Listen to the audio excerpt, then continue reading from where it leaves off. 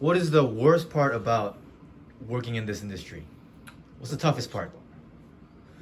Toughest part is basically being very complicated. You have to test out a lot of times with simulations based on numbers, and it has to be make sense and mathematically as well. And not only you have to have artistic side, we also require technical skill sets.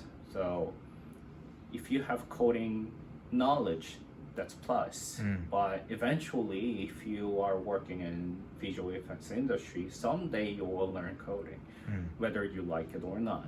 So it's the only downside, but also if you like problem solving, and it could be also a good thing that there are a lot of different factors you have to think about. So yeah.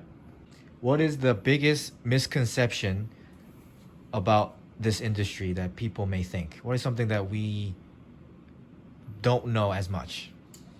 There are a lot of different factors. It's just one of them is whenever I say like, especially since I'm Korean, Yep. when I visit Korea, and if some of my friends or some of random people ask me like, "What's your job?" and when I'm saying like, I'm working in a visual effects industry, which they're not really familiar with. Yep. And in the end, they ask me, and I tell them that like I work for CGI, Right. like movies, Yep.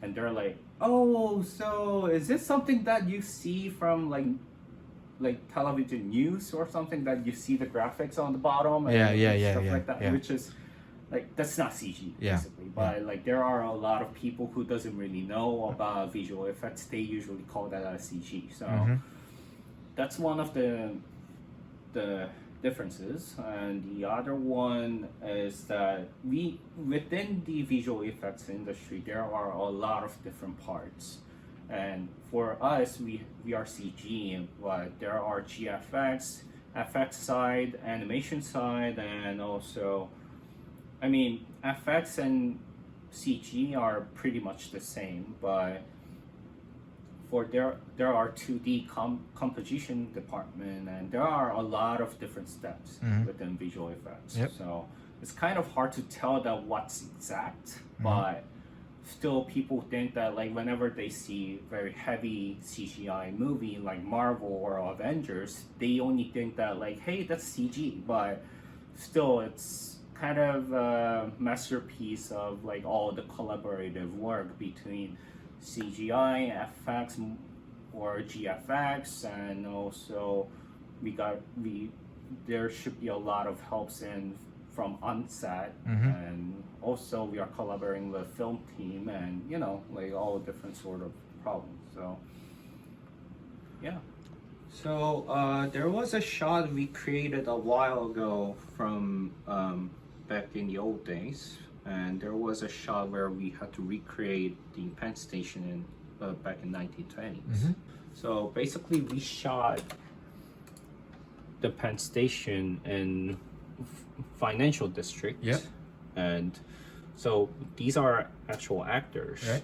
But in the end of the shot, the background has to be all 1920s in New York. Right. So basically, I did a lot of research in public library, to take a look on what kind of street that we had in 1920s, and also what kind of car we had. Because the first mistake that I made when we were working on the shot was basically I put in a lot of fancy cars like Mercedes or BMWs, but I did research, then in the end I eventually found out that back in 1920s there weren't that much of import from European automobile company, that most of the car on the street was from the Ford.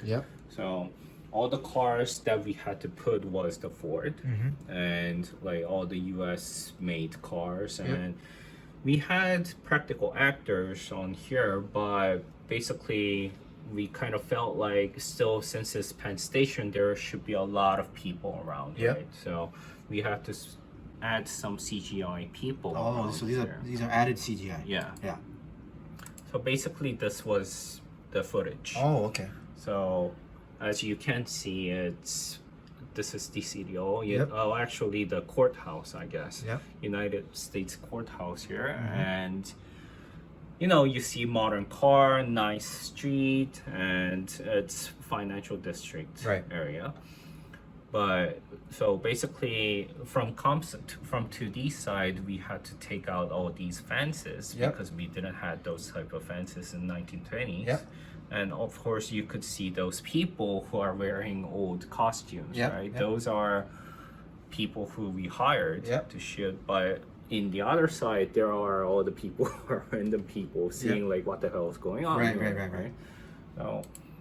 So basically, this is how 2D works. Mm-hmm. That they take these parts out, and magically you have all these old street that was in non-concrete. Yep. And we had to add some sky on 2D, and also we made CG buildings Yep. like this. Yep. And we hired a map painter who could actually texture and map paint it on top of the geo that we modeled. Okay.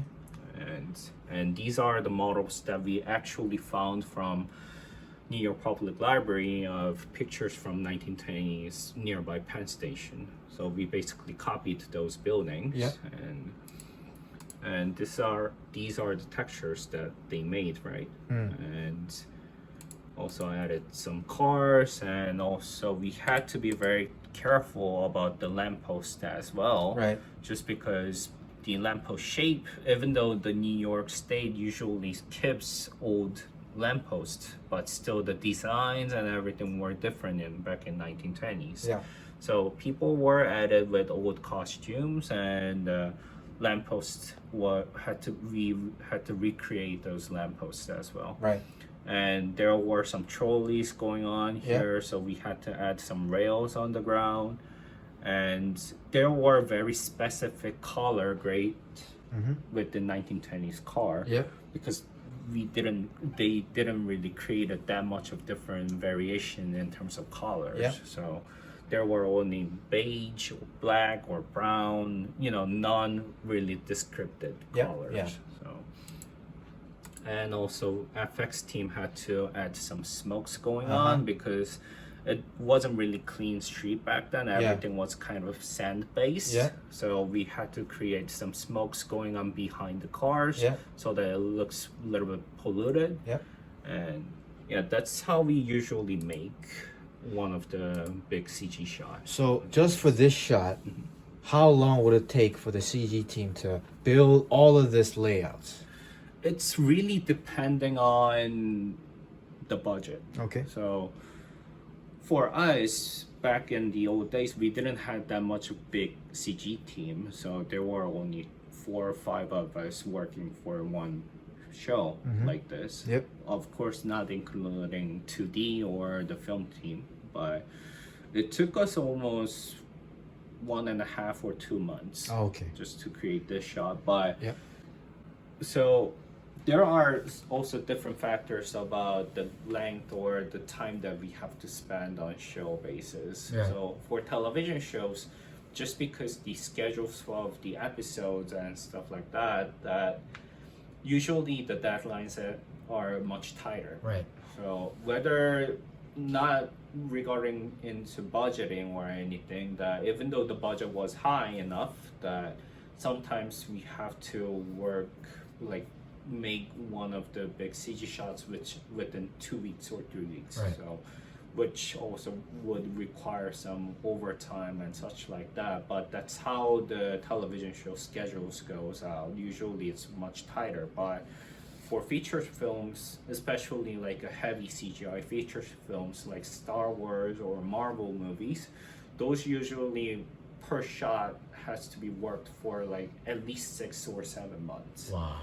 So, and sometimes it could go for an year or stuff like that. So yeah, it's very different depending on the budget, client, and also the show company. Yeah. All right, CJ, last question. If you had to give advice to any high school kid or any student who wants to pursue the career you have, which is the visual effects industry, what advice would you give to them? And the best advice would be keep trying to look around you very Okay. carefully Yeah. because everything relies on reality. Yeah. And I mean, depending on if you are pursuing on animation field or like for my case, I'm kind of reaching out for feature film and live action side. And for live action side, it's something like your job is to create something that people can believe that it looks like real. So which means that something to recreate that already exists has to be very accurate Okay. in lifetime. Yeah. Right? So just keep trying to look carefully on like and try to get some experience as much as you can because like for instance if you want to ride a boat or like taking a plane, like you can feel something, right? Like the waves of the water or the pressure that you get from the plane and stuff like that, that always applies to the reality. So I think that's the most important advice that I want to give. Thank you. Yo, Charlie, thanks for following me and creeping me around, but thanks for watching Work is Life.